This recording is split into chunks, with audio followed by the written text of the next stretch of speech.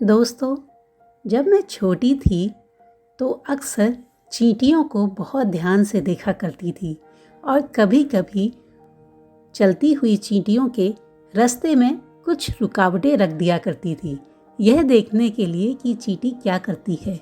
और हर बार मैंने ये पाया कि चींटी रुकावटों से हटकर दूसरा रास्ता बना लेती है और फिर भी अपना काम जारी रखती है।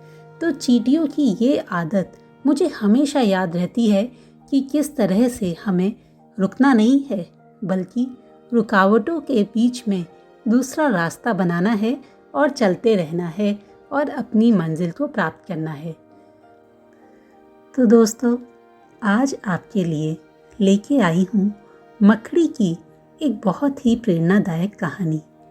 तो चलिए शुरू करते हैं।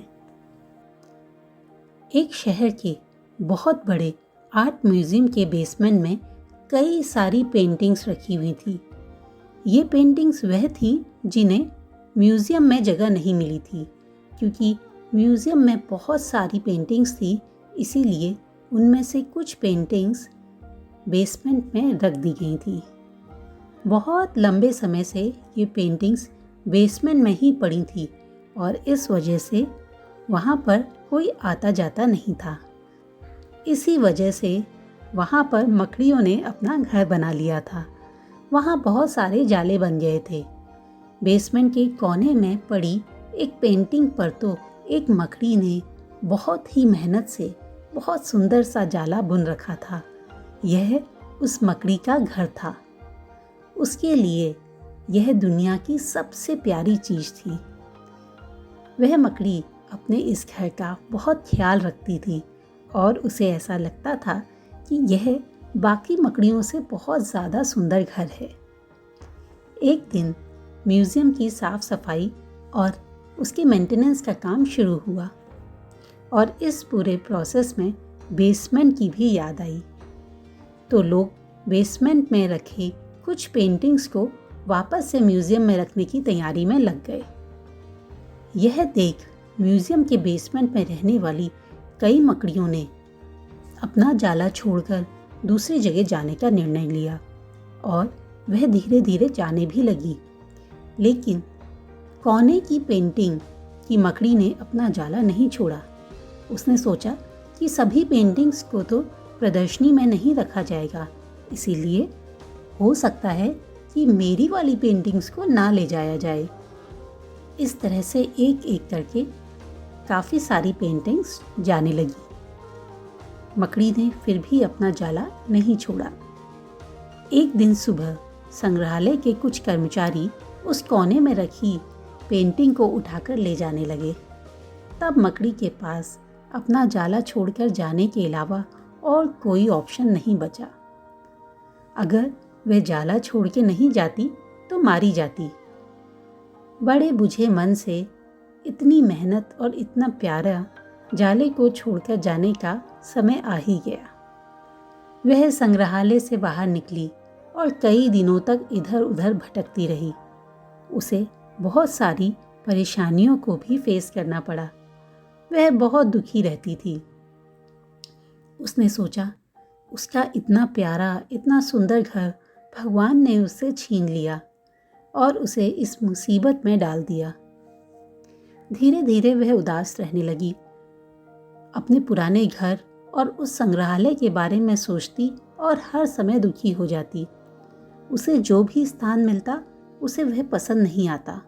हर समय अपने पुराने घर को ही याद करती रहती। लेकिन उसने एक काम किया, उसने नया घर खोजना जारी रखा और प्रयास करती रही। आखिर में एक दिन वह एक सुंदर बगीचे में पहुंची। बगीचे में एक शांत सा कोना था जो मकड़ी को बहुत पसंद आया। उसने फिर से मेहनत प्रारंभ की और कुछ ही दिनों में पहले से भी सुंदर, बहुत सुंदर जाला बनाकर तैयार किया। यह उसका अब तक का सबसे खूबसूरत घर था और वह बहुत खुश थी। उसने सोचा, जो हुआ अच्छा ही हुआ। अगर वह उस जगह को ना छोड़ती तो उसे इतना सुंदर स्थान और इतना सुंदर घर कभी नहीं मिल पाता। अब वह बहुत खुश रहने लगी और उसने सोचा कि भले ही मुझे यह घर भी छोड़ना पड़े, पर मैं अपना प्रयास हमेशा जारी रखूंगी।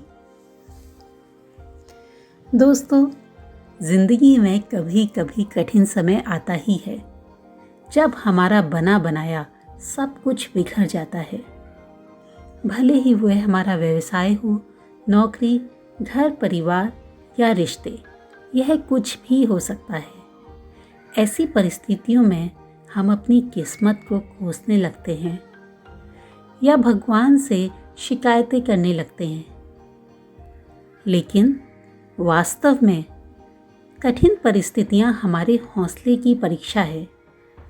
यदि हम अपना हौसला मजबूत रखते हैं और कठिनाइयों से जूझते हुए जीवन में आगे बढ़ते चले जाते हैं, तो परिस्थितियां बदलने में समय नहीं लगता।